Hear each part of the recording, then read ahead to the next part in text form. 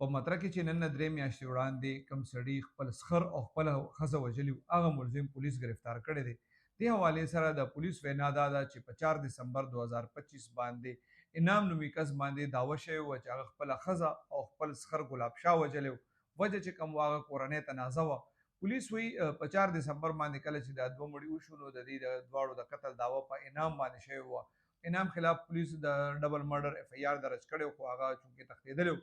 پولیس چې کله بیا د هغه د ګرفتارۍ کوششونه کول خو څه پورې نه و ګرفتار شوی. پولیس بیا هغه اشتهاري قرار کړی و. د مطرح تاڼې پولیس وینا دا ده چې نن دې ته اطلاع ملوه شوې وه چې هغه په مطرح کې موجود دی. پولیس وایي دې کاروایي کړې ده او دغه ملزم انعام چې کوم دی دی ګرفتار کړی دی. پولیس وایي د په خپل ابتدایي تفتیش کې ویلي دي چې یاره وجه کومه وه هغه کورنۍ تنازع وه.